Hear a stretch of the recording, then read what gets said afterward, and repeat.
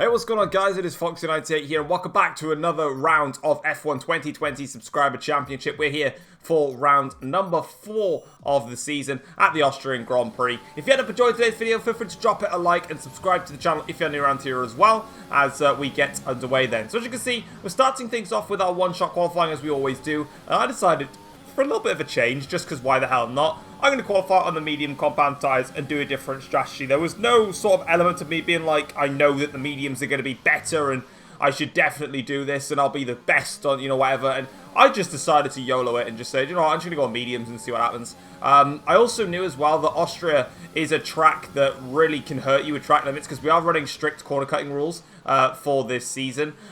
So I obviously thought, well, if maybe, out of the hope, loads of people, have track extensions and their lap times get deleted, then of course it means that I will be able to start a little bit further up. But as you can see, going through the middle sector, we're not actually on for a terrible lap. We've made a couple of mistakes here or there around the lap, but apart from that, it's actually not been too bad. As we now go through and towards sector last corner again, could have got a little bit closer to the apex there. The last corner, though, was absolutely fine. And we get onto the exit, and as we come towards the start-finish line then, we cross it, and I think it is P7 on the grid. So my tactic didn't really work too brilliantly. I thought it would... to be honest, like I said, I've said this throughout every single race of Subscriber Championship. I genuinely couldn't care less how I get on in the series. I just want to race. As you can see there, we ended up finishing nearly a second off of the pole time there, which was set by Wingman as Callisto is in second, ahead of Hayden, Robin, Lion, and then the two Racing Point drivers. Then obviously we've got Wavy Knife, Tong, and Sam who are right behind. So let's get straight into the race itself then and see what we can do. It's going to be dry conditions, nice and sunny this time compared to qualifying, which was really dark and bleak. But here we go then. For round number 4 of Subscriber Championship, it's 5 red lights, and it is going to be lights out, and away we go. And unfortunately for Callisto and his Ferrari, he's had a lag or disconnected, and he unfortunately is now going to just tumble down the order a little bit.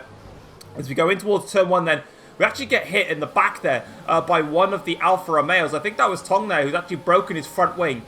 So that's a little bit frustrating. I think for me, I can't remember if I got a track extension for it, but we got rammed at the back then as we go in towards turn 2 now, turn 3 should I say, trying to see if we can get past Tong. And we do so because his car is ghosted, so we can actually get through there, so we can retain our 6th place, which we were, but eventually Tong's car unghosts itself, and he's coming back at me again, so I decided to actually let him through. I actually only found out when I was going to the replay cameras that I got hit in the back into turn 1.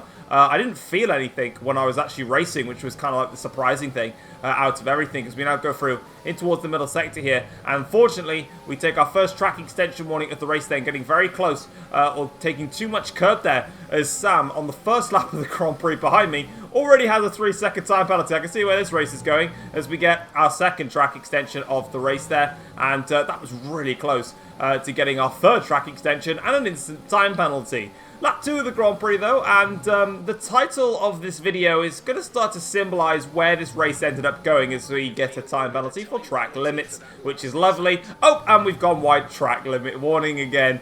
The thing is I never race with strict corner cutting rules. I've always done it with regular, but I thought for sub-champ, just to allow, just to try and take away some of the advantages that some drivers do get, especially when you race online, I thought it would be better to run it on strict corner cutting rules, and people were telling me to do it on strict, so I did. Time penalty.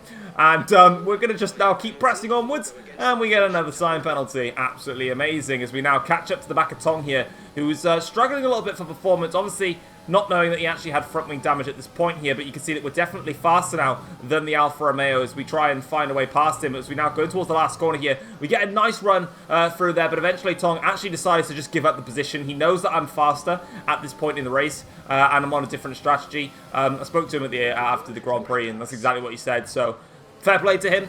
Decided not to hold me up and just let me press onwards and potentially follow me with DRS at this point. Like I said, even at this stage of the race, I still didn't know, his damages, etc. like that. So now we can catch up to the back of my teammate and also then Lion as well, as we've taken a little bit of a bump there. But onto lap 8 of the Grand Prix, nothing really happened. I actually couldn't catch up to Hazard and Lion in front of me. So as we now go through in towards the sector last corner here, Hazard, surprisingly, even though he's on the soft compound tyres, stays out for another lap. So that kind of caught me off guard a little bit, so I decided because he's actually going to stay out, I'm going to pit. It wasn't really strategical.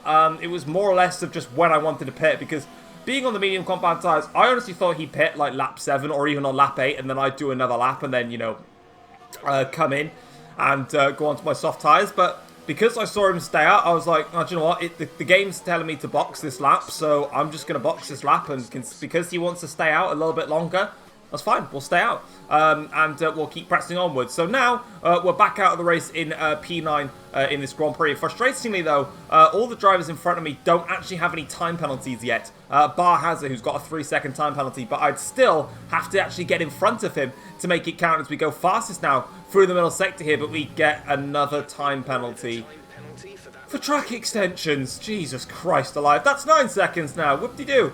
As we now go through into the last 2 corners here with Line and Hazard right in front of me now, but we're going to get the power down here. Open up the DRS now on the start-finish straight here. We do actually set our personal best lap, but it's not going to count because we got a time penalty for track extensions as we go around the outside in towards turn 1. Doesn't work for us though. Tried to switch back and through there, but fair play to Line. He defended the position very nicely. Now we've got DRS here onto this back straight. Heading up towards turn 3, getting very close now to Hazard here, who we try and get through, and the Line there makes some contact with Hazard. I've had to go off the circuit, get another track extension warning, which one isn't my fault actually, and we now breeze down onto the straight here. This time now, I was actually only intentionally trying to defend against Lion, but I actually got such a good run here on my teammate that we're now going to try and overtake him and go down the inside, and that's exactly what we do there. And as you can see, we're now up into fourth place now, and I mean, that's pretty much as best as we're going to get because we've got 9 seconds worth of penalties, and Lion, for example, doesn't have one, so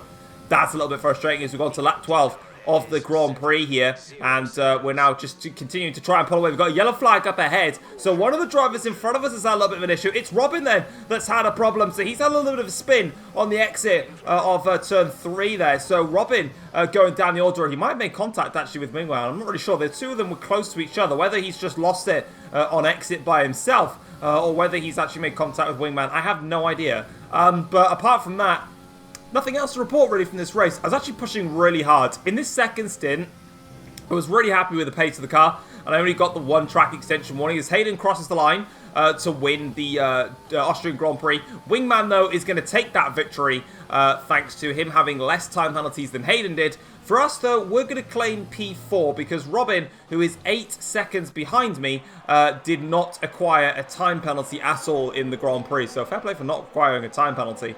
I guess, you know, you can tell who races with strict corner cutting or in maybe in leagues or whatever and who doesn't. But nonetheless, we finish in P4 with that. But on the soft compound tyres, I felt so much more comfortable driving on the circuit. On the medium compound tyres, I definitely really struggled just for overall grip. And it just meant that I understeered a lot. And a lot of my time penalties, or track extensions, sorry, were like literally the finest of margins. But, you know, at the end of the day, I was only going to overrule people's track extensions for something silly. Like, for example, if I made the overtake on Lion in that scenario and it gave me a time penalty, then that's like the type of stuff I would have overruled. Like, I went back through and checked my warnings, but why check them through fully? Like, the game genuinely gives you a track extension warning when you are off the track. It always does. Even when you're like, it shouldn't. You go into photo mode and it's true. You're actually off the circuit there. So, yeah, it was one of those races. For the first time, though, really, in Subchamp, we kind of had a clean race where nothing really went wrong for us. We didn't get taken out with like we did in Bahrain. We didn't have the stupid safety car thing in China.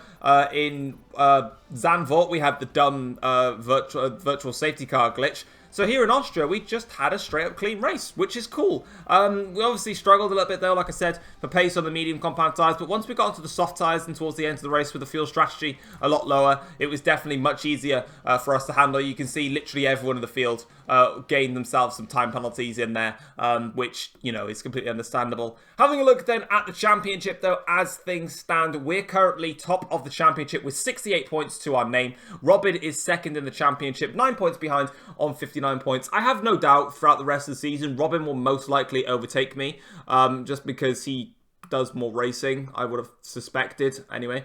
Callisto is still third in the championship, but he's now tied on points with Hayden, who managed to pick up his second podium of the season. Hazard, my teammate, is on 46 points, still very much in there. Wingman, with his first win of the season, catapults him up to 39 points now in the championship, ahead of Azzy and then Sam. And then we've got Zombie, who is 9th in the championship, ahead of Resonate. And then the rest of the championship, you can see further down. In the Constructors' Championship, Racing Point have a 32-point lead over AlphaTauri. I believe that championship lead has actually extended. It did by a couple of points then. Ferrari are next on 51 points ahead of Mercedes, who are on 47. Alfa Romeo are on 41 points ahead of McLaren, then on 35, with Red Bull on 17, Williams 7, Haas 4, and Renault 1. That's going to be it then, guys, for this episode of Subscriber Championship. Hopefully you guys have enjoyed it.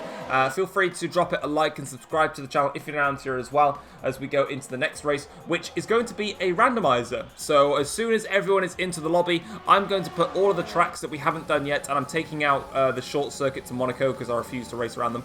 Going to put them all into a draw and just going to randomize it and see what track comes out, and we're going to race around it. So yeah, hopefully you've enjoyed today's episode, and I'll see you next time. Take care all. Peace.